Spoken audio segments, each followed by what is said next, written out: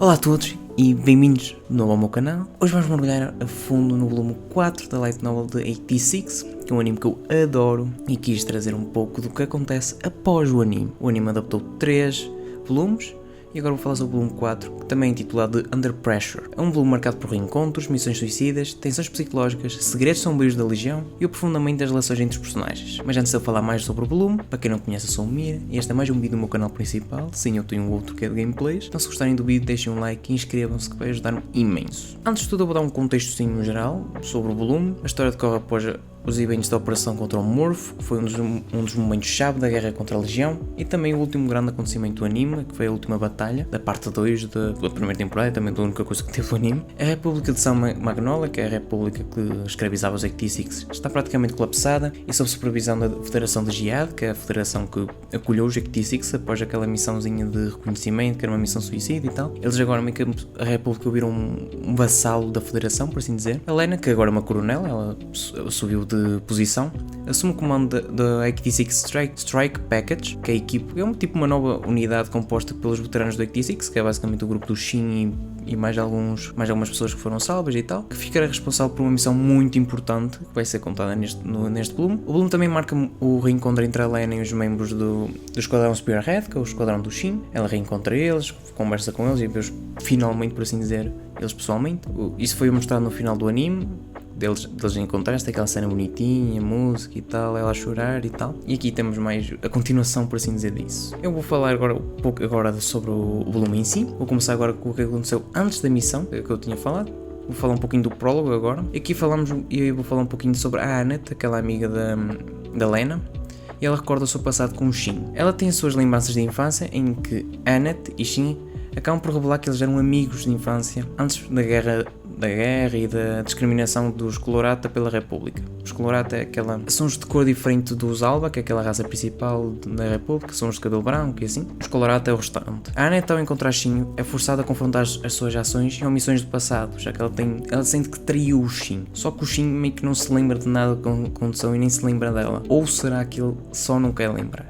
Isso é um questionamento muito forte, quanto neste volume daqui para a frente, esse questionamento do Shin de não é que ele não se lembre, se calhar ele não se quer lembrar. E isso vai acontecendo. Isso é algo que afeta muito, não só o Shin, mas quem está em volta dele. A Lena também é designada ao comando do esquadrão novo esquadrão dos 86, o Strike Package. Ela acaba por viajar para uma nova base da Federação de Jihad e reencontra o Shin e os outros 86, agora formalmente parte do Exército Federal e não como aquela equipa ali meia de parte que tinha acontecido no final do que se tinha visto no anime, na parte 2. Ela também acaba por levar como uma molha, leva como um balde de água por cima, como uma coisa de boas-vindas. Até acaba por ser muito, muito engraçado. Isto aqui foi tudo mais ou menos já mostrado no prólogo. Depois temos os preparativos para a ofensiva.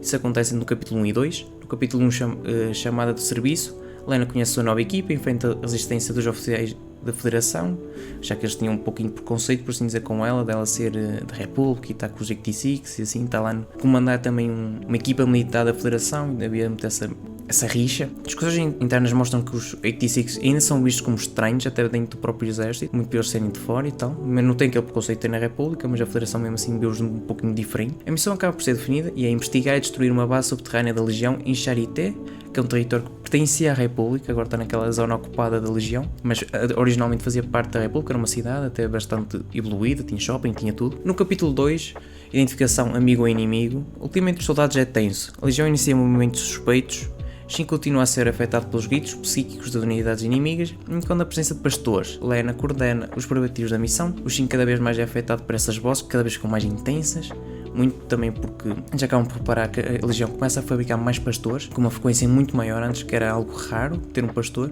que são os que conseguem falar, agora cada vez é mais comum e o Shin meio que não consegue lidar bem com isso. Ele consegue notar isso na parte de reconhecimento e começa a afetá-lo muito. Já na parte da missão em si, que passa-se muito no capítulo 3 e no 4 também. Vamos falar agora um pouquinho do capítulo 3, que é a frente para o inimigo. A missão de infiltração começa, os 7 esquadrões, que isto tem uma equipa só, mas é dividida em esquadrões e assim. Os 7 esquadrões entram nos túneis da cidade arruinada Charité. Os combates são intensos e há perdas significativas, muita gente morre por causa de ser muito apertado, leva um golpe de surpresa e assim. Lena revela habilidades táticas notáveis, ganhando o respeito dos subordinados, que tinham muito aquela ideia de a princesa chorona, não sei o que, até Se não me engano é o Teu que fala que não, esta aqui nem parece a Princesa Chorona que estava connosco no setor 86 e tal, que nos comandava, porque ela evoluiu muito, notava-se que ela estava muito mais ágil a tomar decisões, muito mais séria, muito mais fria também, e notava-se que ela não se afetava assim tanto, mais tanto com o que acontecia, com o que as pessoas falavam até. Isso mostrou, isso serviu muito principalmente quando começou a acontecer certas coisas que não estavam muito expectáveis em missão, como as mortes e assim, da forma como a própria Legião organizou-se, que acabou por sempre surpreender muito a Federação, que já estão à espera que a Legião organizasse de forma diferente, mas não assim tanto e com uma velocidade tão grande. Com os ataques surpresa da Legião e o avanço dos Graufwolf, a Legião usa essas estratégias mais inteligentes e sofisticadas, que dificultou baseado a Operação 86, também começam a entrar muito em colapso psicológico, por serem muito claustrofóbico. Os Juggernaut, as máquinas que eles usam mal passavam pelos corredores, que aquilo mais ou menos antes de entrar, tipo uma espécie de shopping, quase, shopping subterrâneo. Então aquilo é bastante apertado, muito claustrofóbico, eles não conseguem ver nada, eles não sabem de onde pode vir um ataque inimigo, então muitos começam a ter uma certa quebra psicológica, uns começam a perder paciência, assim, começam a saber bastante disso. Até o caso do Shin está a levar com os ataques dos pastores, entre aspas, tipo das vozes deles, então começa a haver uma tensão. A Lena tem um papel muito importante em conseguir tentar mantê-los a calma, a situação muito pesada, mas mesmo assim é uma situação bastante complicada e pá, acaba por ser muito essa batalha de resistência mental, por assim dizer, não tão física. E depois acaba por ter a maior reviravolta deste capítulo, por assim dizer, acho que na minha opinião é a maior reviravolta, que acontece principalmente no capítulo 4, triagem. A Annette acaba por ser capturada pela Legião, ela tinha pegado numa equipazinha dela para investigar lá os experimentos que a Legião estava a fazer, aqui numas instalações de biotecnologias subterrâneas.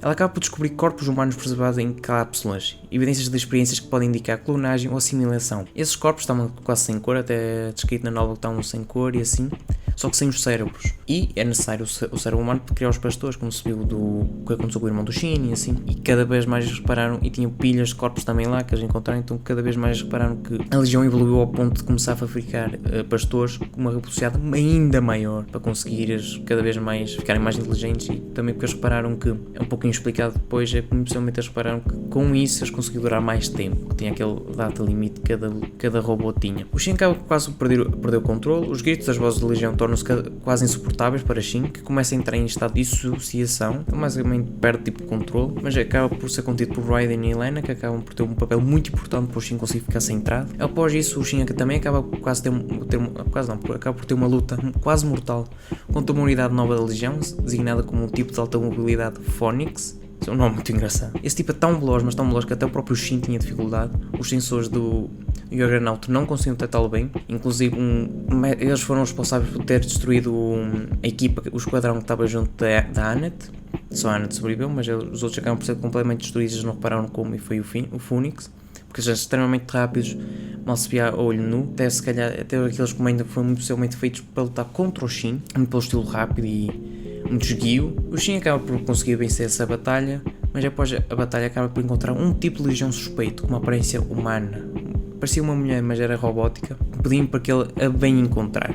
Isso acaba por ser vago, o Shin não sabe o que é, e ele até pede ajuda para depois sair. Se não me engano é o Raiden que vai buscá-lo. O Raiden é o teu, agora não me lembro, que vai buscar porque o Juggernaut ele ficou todo destruído, tipo naquela luta, aquele que eu não fosse, acabou por acontecer muita coisinha, e ele acabou por ter o Juggernaut completamente destruído, imobilizado. Ele acaba por ser salvo, e depois eles acabam conseguir fazer a missão de forma que se pode dizer que foi um sucesso. E depois tem a parte do epílogo, feridos em ação, que é o desfecho deste volume. A missão termina com a destruição da instalação da Legião, então não tem mais perigo naquela zona, mas com profundas marcas psicológicas nos membros do esquadrão. Helena reflete sobre a sua posição entre os 86 e reconhece que a reconciliação completa ainda é um sonho distante, já que eles parecem não a considerar como parte do grupo deles. Eles não a afastam, não a repudiam, porque a Helena próxima deles, ela ajudou-os e tudo. Eles sabem que ela não é uma pessoa má, mas eles não a veem como parte deles. Eles não a veem como se ela tivesse a carregar o fardo da luta deles. Tem inclusive neste capítulo, neste volume, há uma cena em que eles, como eles tiverem de ir para o território da República, eles acabam por passar em certas zonas e tal. E existe lá muita gente que tem preconceito contra o Shin. E a Helena fica irritada e quer defendê-lo, só que o Shin diz para ela não fazer nada porque ele não se ofende e ela também não tem que ficar ofendida porque ela não tem culpa. E isso aí ela acaba também por reparar que tipo, ela não é parte dele porque ele essa divisão que ele faz com as palavras, repara, faz com que ela não fosse parte dos 86, ela é próxima deles, mas não é parte deles, ela não é amiga deles, por assim dizer. Também nisso tem muitos questionamentos até da própria Helena, de parar que ela não conhece nada do Shin, mesmo ela gostando dele, tem interesse nele e assim, ela não sabe nada dele, não sabe o gosto, não sabe nada, absolutamente nada dele, só que mesmo assim ela quer se aproximar, mas existe essa barreira.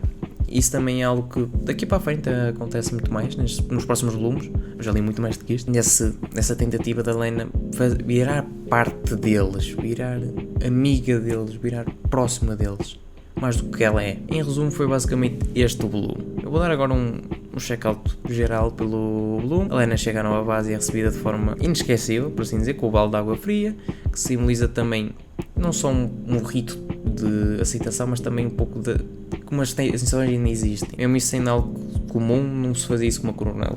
É só muito, até explicado no próprio volume. A missão atribuída à nova unidade a destruir uma instalação, como eu tinha falado, que é sobre a cidade arruinada de Charité. Durante a operação, os soldados enfrentam ambientes claustrofóbicos, inimigos mais inteligentes, como os tipos Crow-Wolf e o novo tipo Phoenix, e pressões psicológicas crescentes. A Annette é capturada e para-se com um dos segredos mais macabros da Legião, que são os cilindros com os corpos humanos e preservados. A missão é tecnicamente um sucesso, mas deixa cicatrices profundas nos protagonistas. Como eu tinha falado, essa divisão que a Helena sente, ela tenta se reconciliar com ele, mas aproximar-se a eles. Os problemas que o Shin acaba por ter por causa dos pastores de cabeça e assim, e também dessa frase de venha-me encontrar, de quem é, se é uma armadilha, se não é, o que é aquilo. E tem isso tudo, as mortes que acontecem, as descobertas que eles fazem, tem um pouco isso tudo, esses problemas profundos. Os momentos acabam mais marcantes deste volume, além tem o reencontro da Helena e do Shin, que é frente a frente, que é na entrada quando ela chega à base, no que ele até apresenta a base, e assim, nota-se que eles estão próximos, tem aquele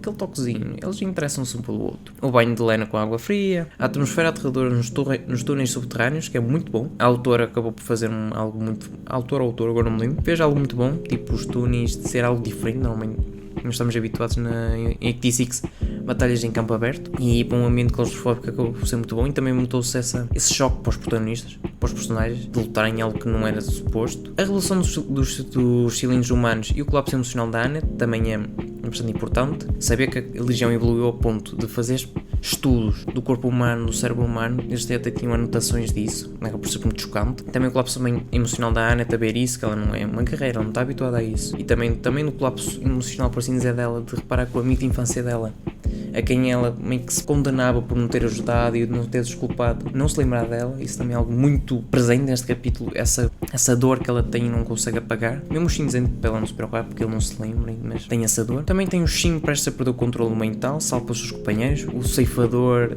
sem cabeça, o Shin que perde a cabeça e tem os companheiros ao lado dele. Isso é muito marcante, de parar que não é só ele que ajuda os outros, mas eles também o ajudam. E também tem muito isso, como eu tinha falado, o sentimento de isolamento que Helena enfrenta, mesmo estando entre amigos.